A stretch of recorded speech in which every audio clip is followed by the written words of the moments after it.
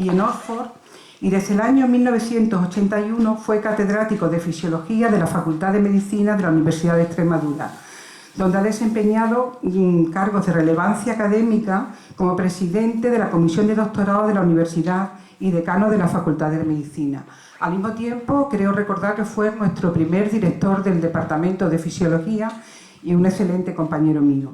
Su labor investigadora se ha desarrollado en la diabetes, que yo, antes de poder formar mi propio equipo, él me acogió en su laboratorio y junto a él pudimos realizar mi primera tesis doctoral.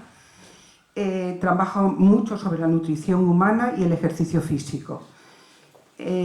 Su producción científica se ve reflejada en numerosos artículos en revistas especializadas, capítulos en libros y libros completos relacionados con su especialidad. Es miembro de numerosas sociedades científicas españolas e internacionales. En 1989 se le concedió el Premio Nacional de Investigación de la Sociedad Española de Diabetes.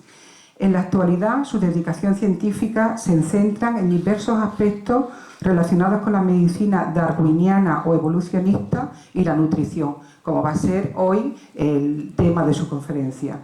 Sus últimos libros publicados sobre este tema son El mono obeso, en el 2004, La cadera de Eva, que por ejemplo es un libro que en la Pontificia en Salamanca se utiliza casi como libro de texto. Comer sano para vivir más y mejor. Adelgaza sí que te tomen el pelo. El mono estresado y Razones para correr. Este libro, desde luego, para él, supongo que habrá sido muy placentero de escribirlo porque es un excelente corredor y además tiene grandes conocimientos, evidentemente como catedrático de fisiología, grandes conocimientos.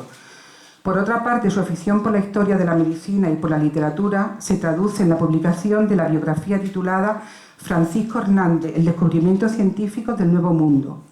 Asimismo, sus narraciones breves han sido premiadas en prestigiosos certámenes como el 24 Premio de Narraciones Breves Antonio Machado y el relato El apeadero y el 16 Premio Mazagüey con el cuento El tío Vito. Y finalmente ha publicado una novela, El elixir del mundo, de las ediciones Alcalá en el 2010. Esto con respecto a su currículum. Con respecto al tema que vamos a ver en el día de hoy, pues evidentemente con el título El clima nos hizo humanos, vamos a aprender cómo el hombre moderno actual es fruto de la adaptación al cambio climático que se produjo hace ya más de 200.000 años. Nuestras mutaciones genéticas, como veremos, afortunadamente debieron de producirse en el momento oportuno para sobrevivir en el entorno adecuado. Seguramente los neandertales no pudieron aclimatarse y fueron exterminados hace más de 28.000 años. Si el clima nos hizo humanos, quizás el cambio climático sea el responsable de nuestra extinción.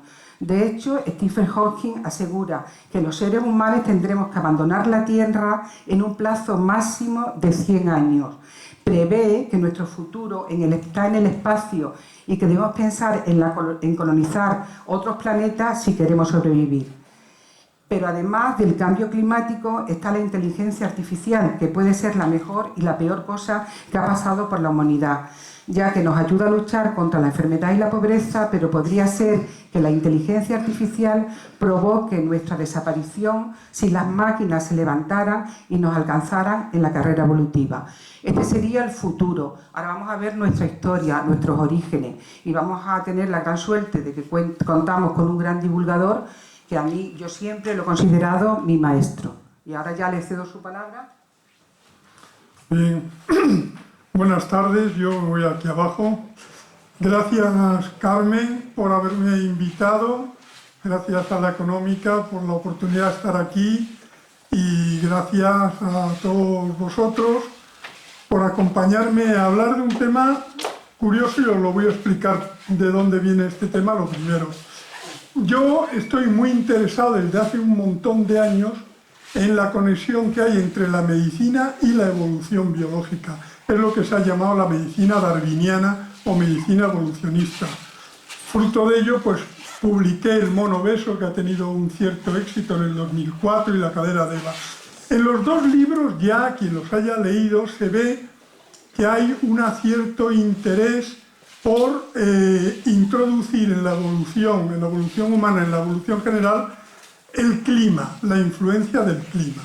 Y eso era una asignatura pendiente, así que me remangué, me puse a trabajar en ello, porque yo de clima no tenía ni idea, tuve que aprender muchísimo, y fruto de ello es este libro que espero que para el año que viene se publique también en la editorial Crítica, que se va a llamar El clima nos hizo humanos, y lo que os voy a presentar hoy aquí es un breve resumen, adelanto, de lo que va a constituir las 400 páginas, 400 y pico páginas que tiene este libro.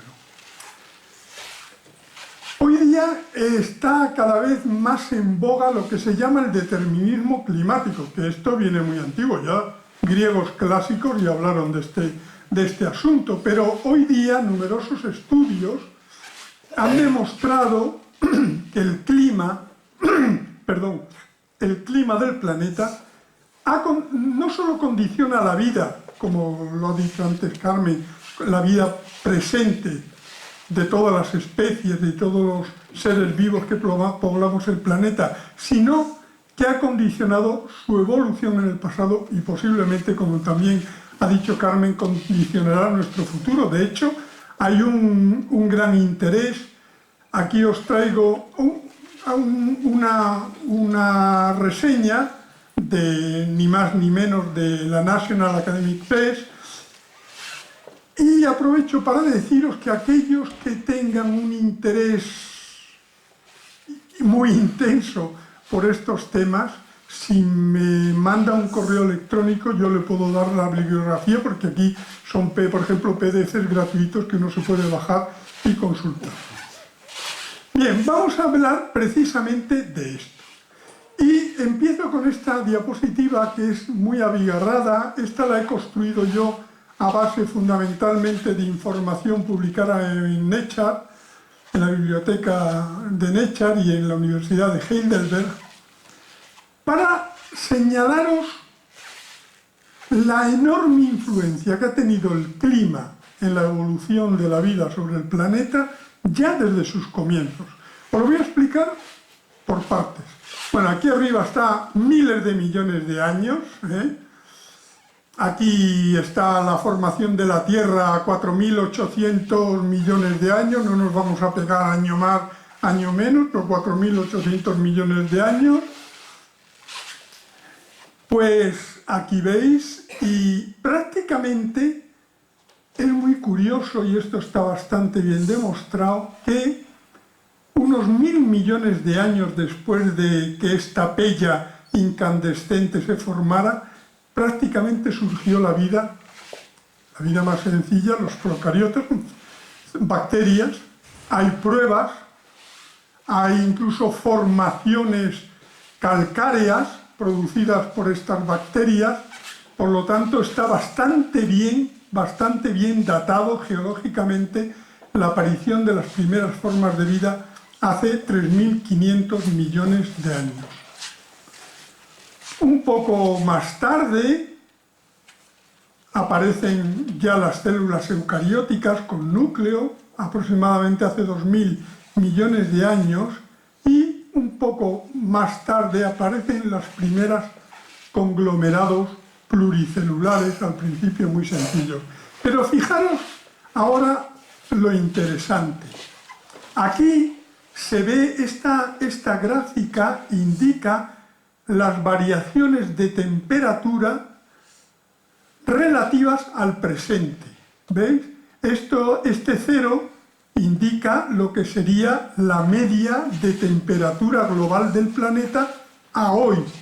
Bueno, no a hoy exactamente, a 1990, que es lo que se toma como referencia. Bueno, pues aquí hace 4.000 millones de años hacía un calor tremendo, eso lo que lo define muy bien, era una sauna tóxica. O sea, imaginaros, es un calor todo lleno de humedad, sulfúrico, sulfídrico, metano, etc. Aquí empezó ya la vida. Pues mira, poco después de empezar la vida, ya la Tierra hizo el primer reseteo, porque yo creo que estos son reseteos que hacía, y vino una glaciación tremenda que se llama la glaciación huroniana, porque los geólogos la han determinado en regiones de Canadá. Y esa glaciación brutal que bajó la temperatura media de la Tierra, muy por debajo de la que existe hoy día, provocó la extinción del 90% de los bichitos que ya pululaban por los océanos calientes en aquel entonces. Ya no me podéis preguntar, como yo me preguntaba, ¿cómo se puede saber que hubo una glaciación hace 2.300 millones de años? Pues una cosa muy sencilla. Yo no sé si habrá aquí un geólogo que me perdone si da por la obviedad, pero es que los geólogos se encuentran piedras donde no debían de estar. Y cuando uno se encuentra, por ejemplo, una roca inmensa en medio del Valle de la Muerte, y esa roca, con la datan por magnetismo y tal, ¿de dónde procede? Eso solo pudo venir a lomos de un glaciar. Si datan la edad de la piedra, pues saben, tiene que haber habido una glaciación y de tal dimensiones, porque esa piedra solo ha aparecido allí porque la ha transportado un glaciar. Bien, la glaciación huroniana, primer reseteo. El 92% de la vida desapareció. Bueno, volvieron a subir las temperaturas, aquello se recuperó, ya empezaron a aparecer los eucariotas, algunos seres pluricelulares, la cosa parece que pintaba bien, y de repente una terrible glaciación, que además a esta se le llama la glaciación bola de nieve por el aspecto que tenía la Tierra vista desde fuera. Totalmente, el hielo llegaba hasta el Ecuador. Lo mismo. Oye, ¿cómo saben que el hielo llegaba al Ecuador? Pues muy fácil, porque si los geólogos marinos se encuentran una piedra enorme frente a las costas de Lisboa, que esa piedra no tiene que estar ahí, pues alguien la tuvo que llevar. Y eso pues va caminando a lomo de glaciares. Está muy bien datada la glaciación bola de nieve, lo mismo. Prácticamente el hielo llegó hasta el Ecuador, toda la Tierra era una auténtica bola de nieve, cubierta de kilómetros de espesor de hielo, y se cargó el 98% de toda la vida que existía. O sea, eran como reseteos, borrón y cuenta nueva, y que empiece otra vez a ver si se crea algo mejor. A partir de hace 500 millones de años, de esta glaciación se sabe que salimos por tremendas erupciones volcánicas, además hay pruebas de ello, una cosa que los geólogos llaman las trampas siberianas. En Siberia hay unas coladas de basalto de una extensión como 5 veces España, que se produjeron de tremendas erupciones volcánicas que fueron las que derritieron todos esos hielos. Por eso os estoy contando esto para que os deis un poco idea de las conmociones climáticas tan bárbaras que ha sufrido esto en ese periodo. Aquí se produjo luego ya un calentamiento que permitió lo que se llama la explosión cámbrica de vida, ya aquello se llenó, ya empezaron las anémonas, las esponjas, las medusas, los primeros artrópodos que salían, los insectos que andaban, no volaban, pero se arrastraban, etc., hasta que volvió la glaciación del Ordovírico, lo mismo, se cargó ahí el 80% de las especies, luego la glaciación del Carbonífero, lo mismo, luego siguió un calentamiento pérmico, volcánico, que frió a todo lo que quedaba por delante, y así, veis, cada poco la Tierra daba un golpetazo climático y se cargaba los geólogos dicen el 80%, el otro el 90% de la vida que existía hasta ese momento. Y así llegamos al momento más interesante, que es hace 65 millones de años, cuando ocurrió lo que se llama la extinción cretácica. No se sabe bien, bueno, en aquel entonces, la Tierra era un paraje cálido, húmedo, prácticamente selvas hasta el Polo Norte, poblado de dinosaurios y de otro tipo de animales, dinosaurios terrestres, marinos, aéreos. La Tierra prácticamente ya tenía una configuración bastante parecida a la actual, y algo ocurrió, no se sabe. Puede ser, lo más seguro es que fueran dos cosas a la vez. un meteorito que impactó en lo que es hoy el Golfo de México y unas erupciones volcánicas que duraron siglos. Por lo tanto, fue la suma de los dos fenómenos que, actuando a lo largo de siglos, pues se cargó fundamentalmente todos los dinosaurios.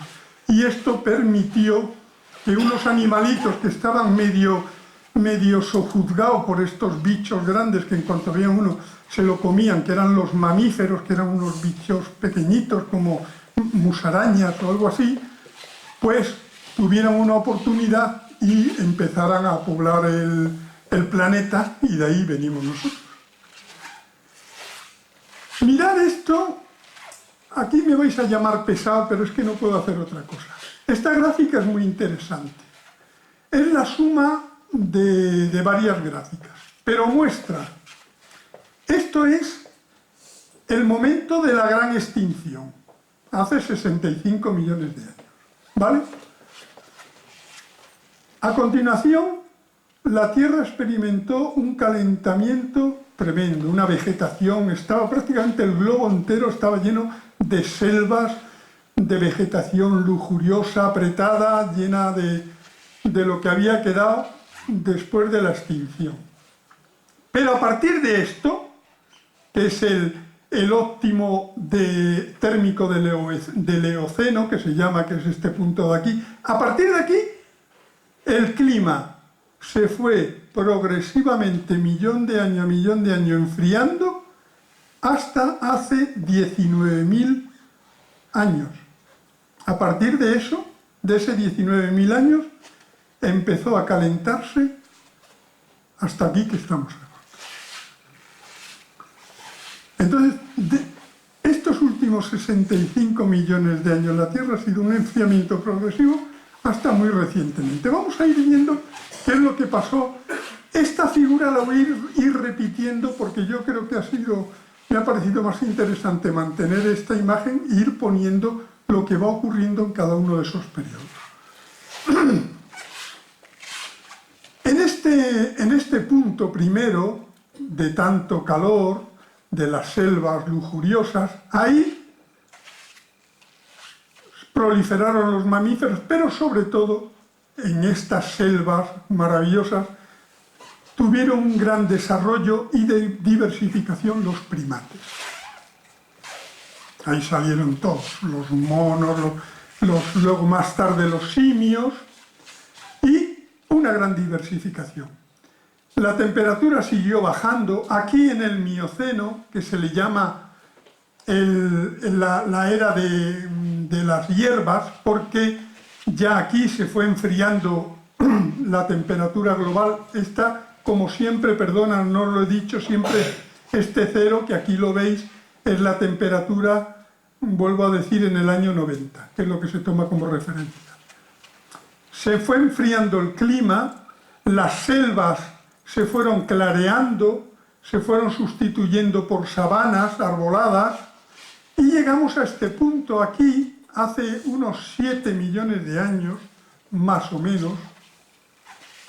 Hace unos 7 millones de años surgen los primeros homininos. Ojo, uso el término homininos porque hoy día se llama, no homínidos, se llama homininos a todos los que son antecedentes nuestros, homininos.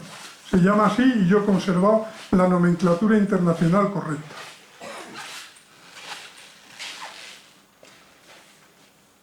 Aquí es muy curioso porque la mayor parte de los fósiles de homininos, todos 7, 6 millones de años de antigüedad, hay muchísimos, Ardipithecus ramidus, el Horrorintugenensis, no sé qué, los Australopithecus, en fin, no os voy a aburrir con nombres, un montón de ellos, todos surgieron, todos se evolucionaron en la parte este y sur de África. Aquí, en esa época, hace 7 millones de años, aquí en África ocurrió algo, que fue la fractura del Rift. Todo esto es una cadena de montañas y lagos gigantescos que bloquean las corrientes húmedas que llegan del Atlántico.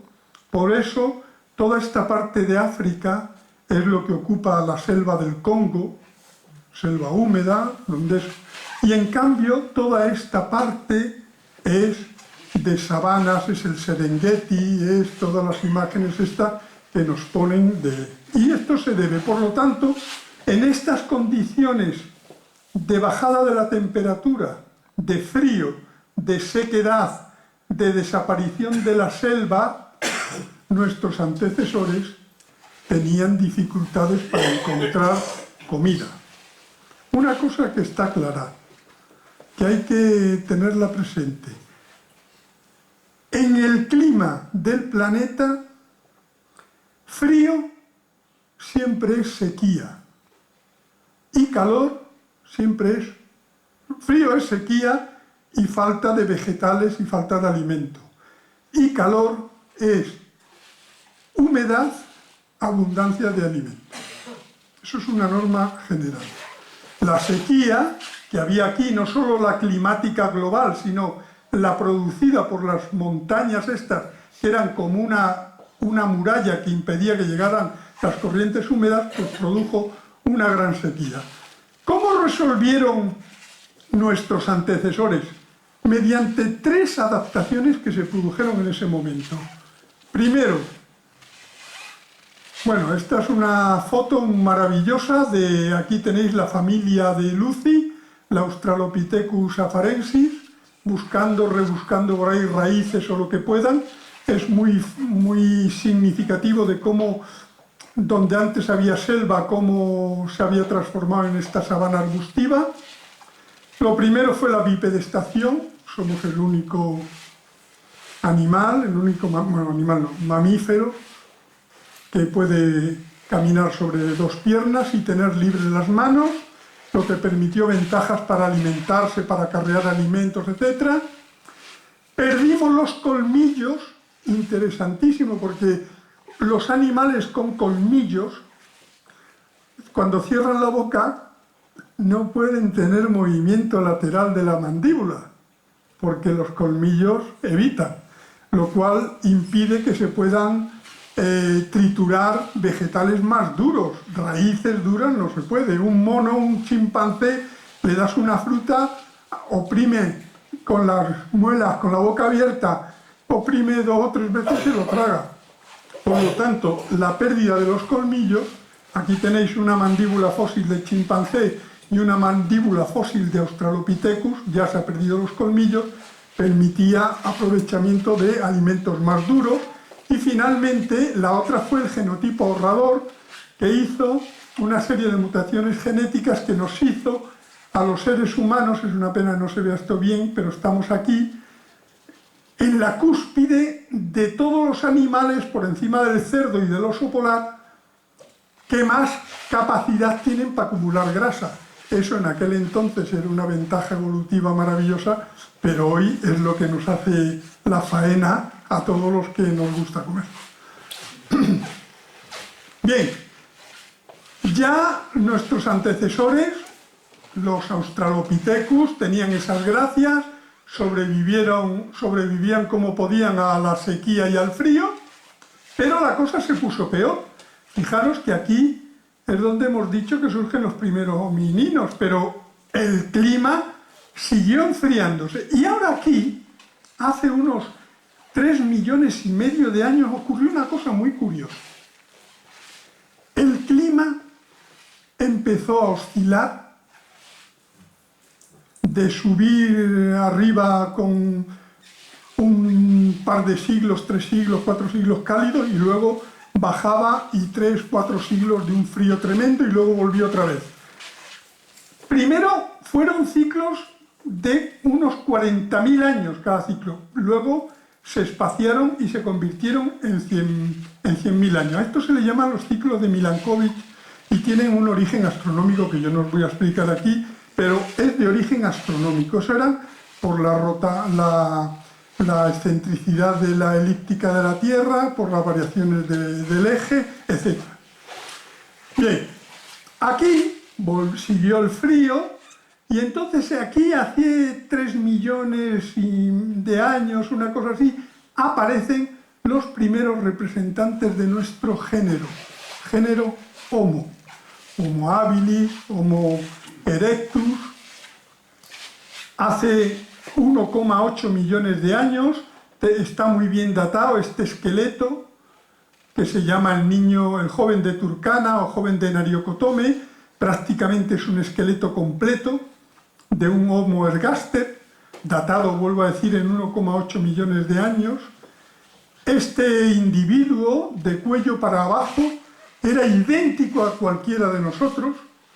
De cuello para arriba solo podría parecerse a algún político que otro, porque tiene 1000 centímetros cúbicos de capacidad craneal, pero ya con esa capacidad craneal podría fabricar utensilios, fabricar piedras con corte, etc.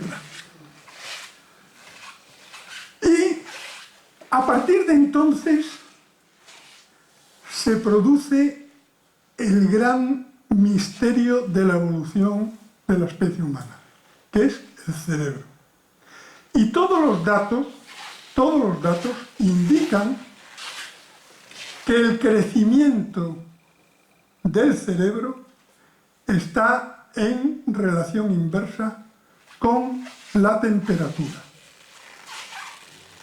Conforme iba bajando la temperatura, iba creciendo el cerebro. Aquí tenéis los Australopithecus con 400 centímetros cúbicos, como un chimpancé, Homo ergaster, 1000 centímetros cúbicos, los Homo sapiens arcaicos y nosotros. ¿A qué se debe esto? Por eso yo lo titulo esto el cerebro que surgió del frío. Verdaderamente la mayor parte de los datos que existen hoy día es que el estímulo fundamental para el crecimiento de nuestro cerebro fue el frío. El primero que alertó sobre esta teoría fue este señor Potts, en un trabajo maravilloso que publicó en el año 98 en Evolutionary Anthropology.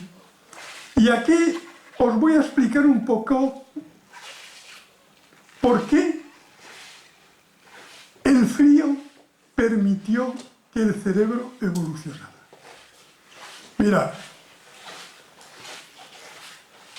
estas son las 3 etapas por las que ha pasado la evolución de la especie humana, las 3 grandes etapas.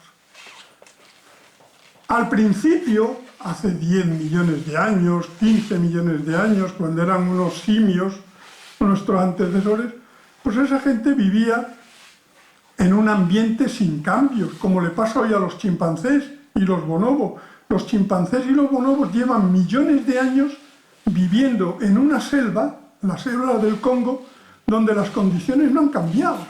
Luego ellos no han tenido que evolucionar, se han mantenido porque les va bien ahí, sea alguna pequeña variación, pero se han mantenido exactamente iguales que hace 10 millones de años.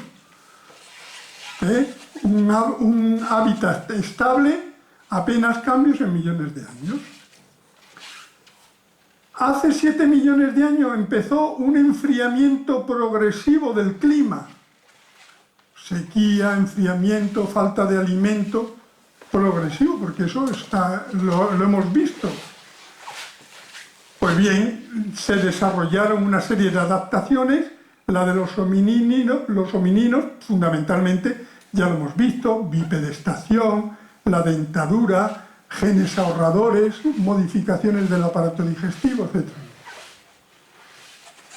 Pero ¿qué ocurre cuando estos cambios no son progresivos y permanentes, sino que están cambiando cada 2000 años?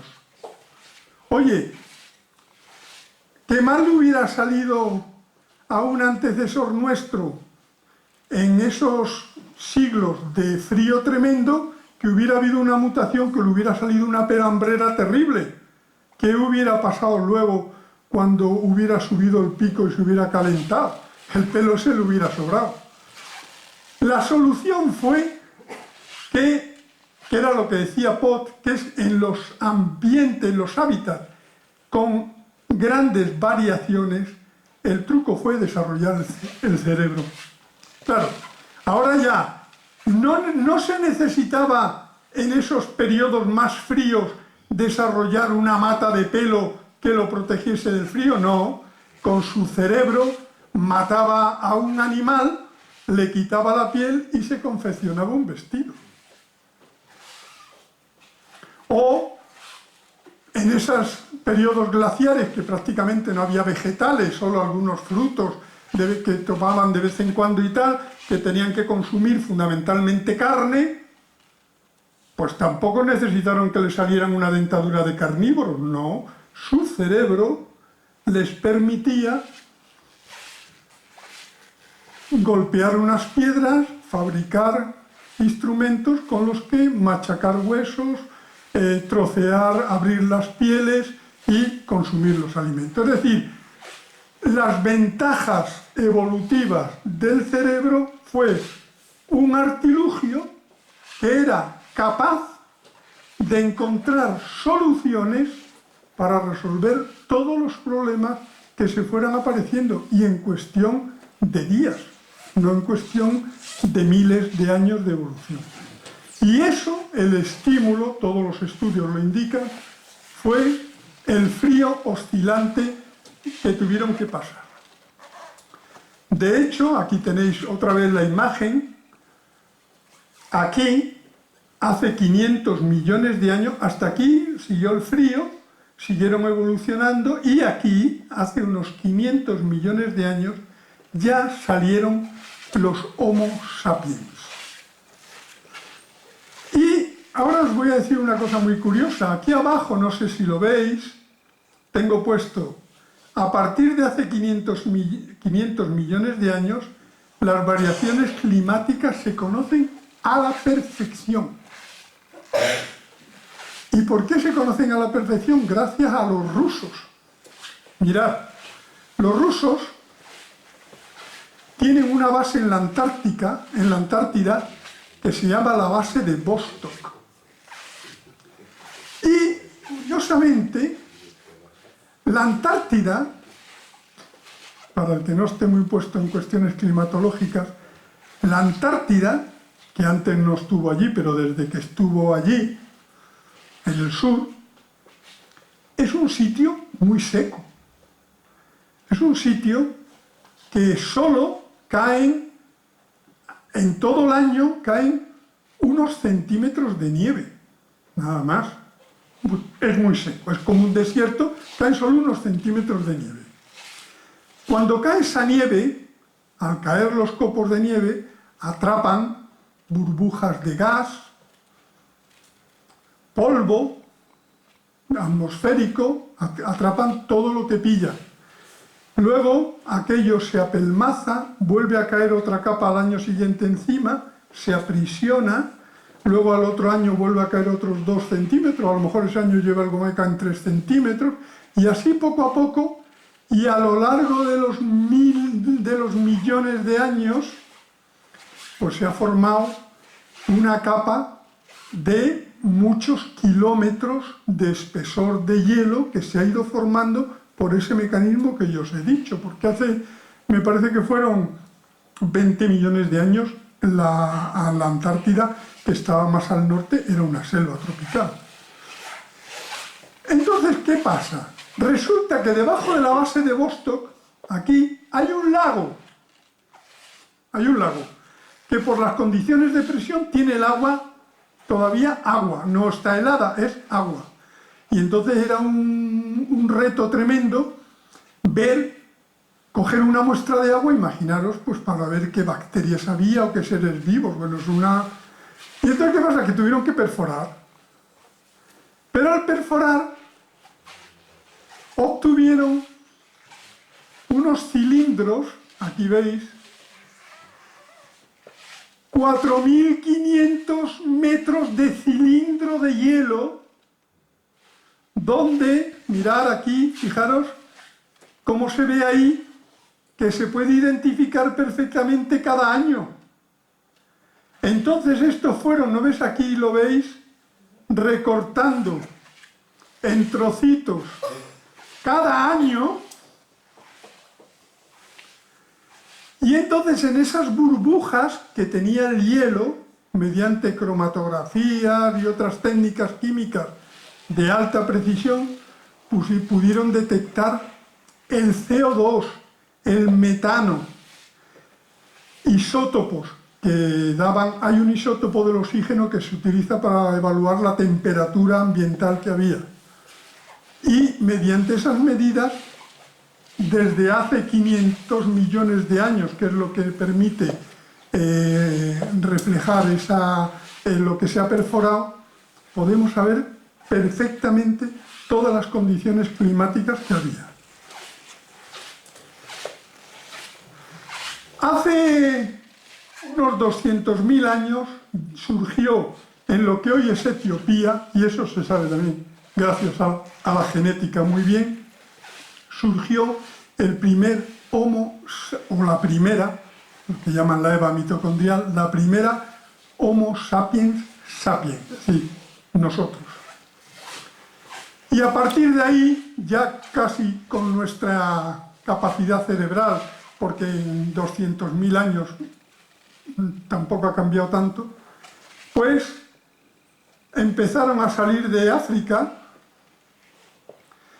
Curiosamente, África casi es una isla y solo hay dos formas de salir de África. Recordar que esta gente vivía cuando había oscilaciones tremendas del clima.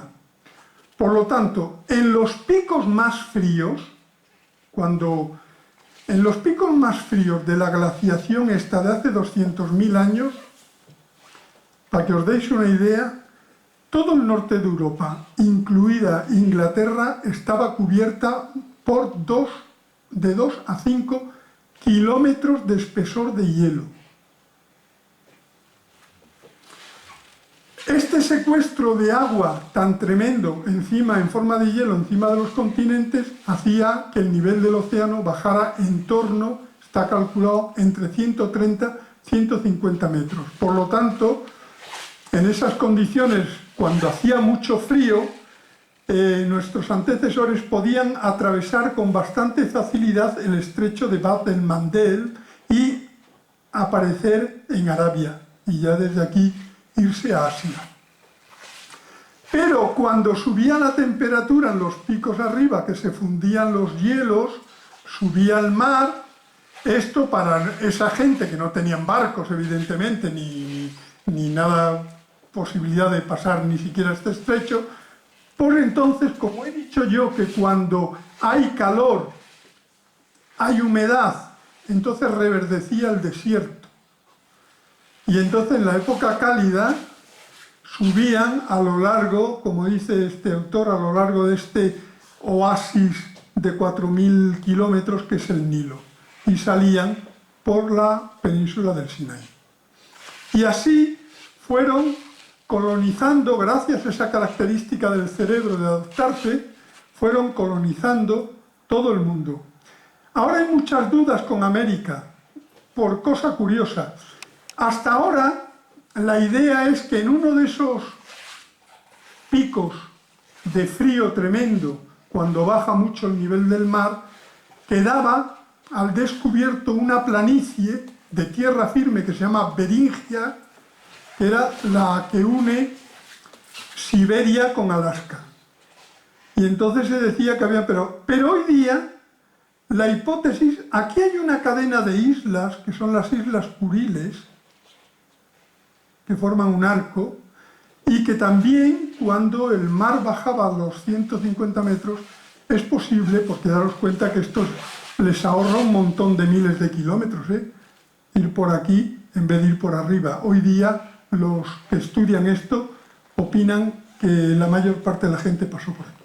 Bueno, conquistaron el mundo entero. Estamos aquí, seres humanos, los seres humanos, nosotros, a donde íbamos, eliminábamos a todos los homininos que había por aquí. Yo personalmente creo que nos los comíamos. Era más fácil matar homininos que matar otro bicho más complicado. Un cantazo y fuera. Porque fijaros que también de África salieron los Homo ergaster, bueno, todos los que aparecieron en Atapuerca, el antecesor, el heidelbergiensis, etcétera, etcétera. Bueno, el Homo de Java, el Homo pekinensis, pues esos millones de años antes del Homo sapiens sapiens habían salido por las mismas puertas de África y habían poblado todo. Y hay fósiles por ahí en todas partes, en Java, en China, en todos lados, menos en América. Y ahora no hay nadie. No hay ni una selva por ahí inexplorada, no hay ni una cima de montaña donde haya algún resto. Yo personalmente, entre la competencia por los mismos alimentos y el que no, pues se lo comían directamente. Hay pruebas en Atapuerca, en la cima de los huesos, se ve perfectamente los huesos incluso raspados para descarnarlos y aprovechar todos los pellejillos con piedras afiladas. Bueno, entonces nuestros antecesores llegaron aquí y ahora, aquí justo es el final de la glaciación y comienza el periodo cálido. He hecho este circulito porque ahora esto os lo voy a ampliar. Esto. Hace 50.000 años, un frío terrible, fijaros, esto es 0 la temperatura en el año 90, fijaros, la temperatura media era 10 grados por debajo de lo que es hoy. Pues esta gente era cazadores-recolectores, bueno, es que comían lo que podían.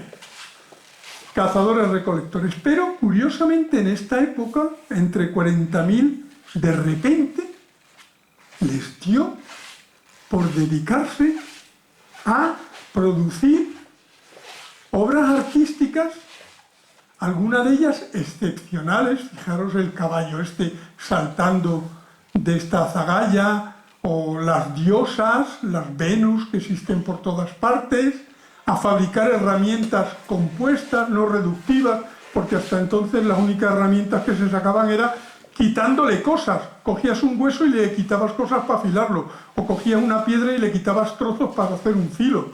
Y ahora ya empiezan a componer, empiezan a meter un hueso afilado con un palo para hacer una flecha, para hacer una lanza.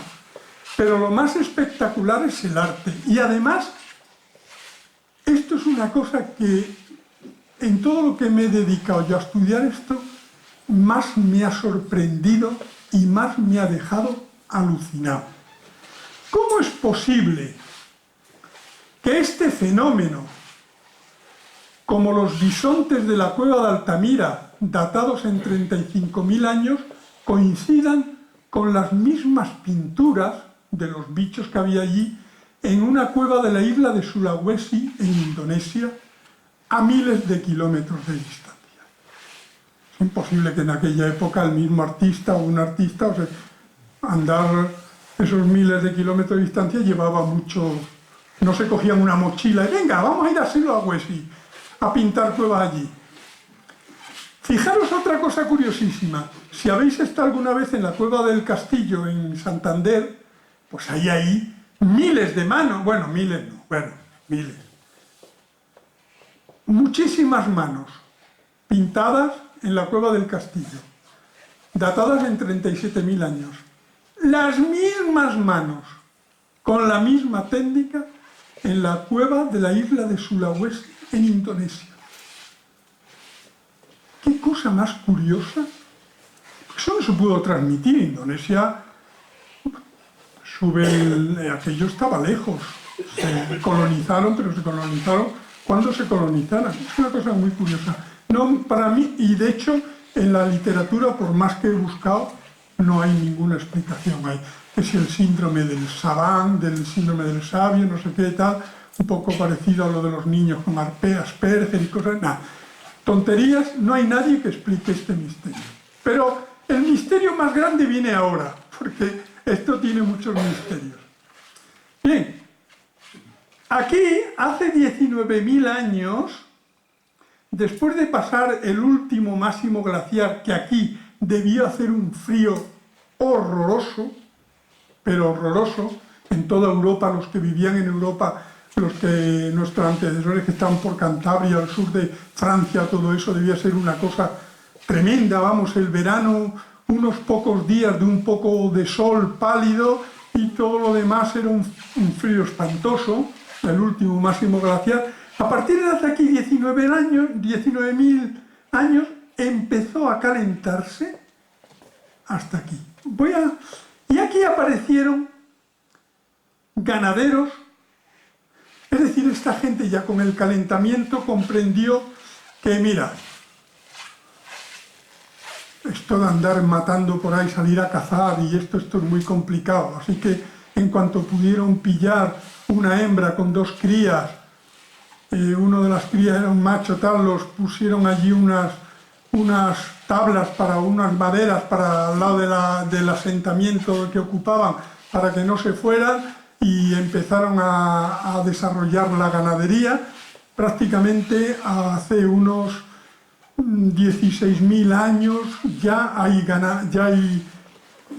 huellas de asentamientos humanos donde se practicaba la ganadería y donde ya se veía que se guardaba cereal, porque hay restos de cereal, etcétera, para alimentar al ganado. Nosotros no nos alimentamos de los cereales esos, y aquí hay una discusión entre los fisiólogos y los arqueólogos, por lo que os voy a contar ahora. Pero lo más curioso de esta gente es que en plena subida, el calentamiento empezó hace 19.000 años, fijaros en esta fecha.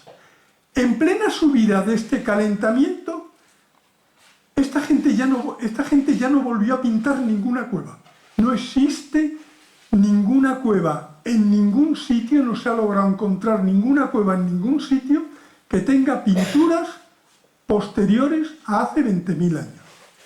Yo creo que es que dejaron de estar en la cueva, hacía calorcitos y van para afuera, pero lo más curioso, eso puede ser, pero lo más curioso es que esta gente empezó a hacer construcciones megalíticas impresionantes.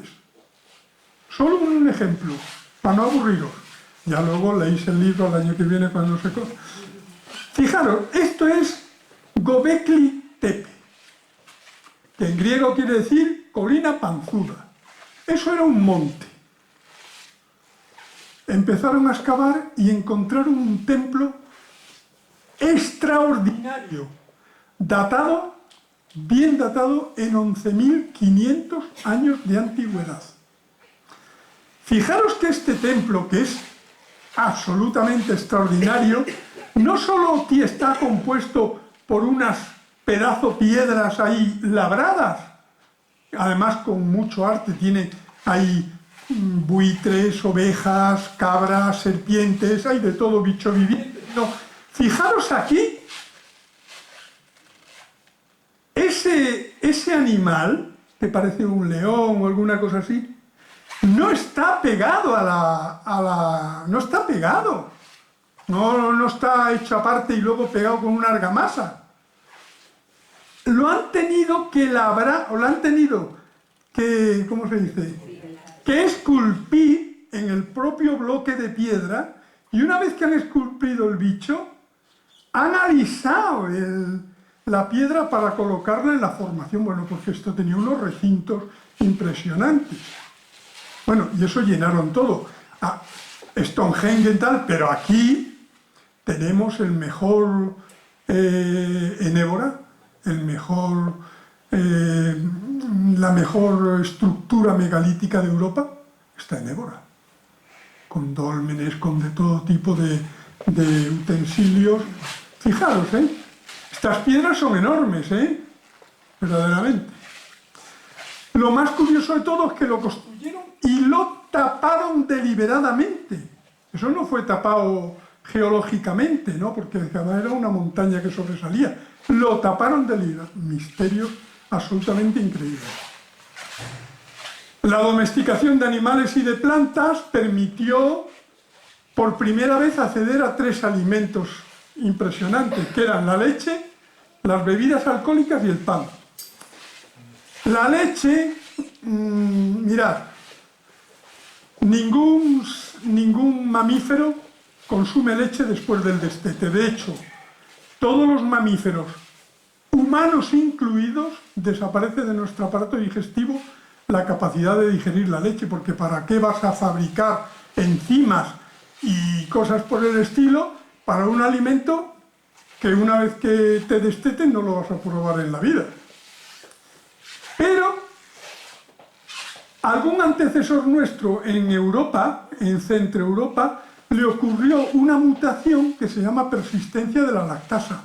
A ese individuo, la mutación genética hacía que persistiera su capacidad de digerir la leche en la edad adulta. Ese en la tribu era el que podía tomar leche de las cabras o lo que fuera que tuvieran allí encerradas, era el más fuerte de la tribu, se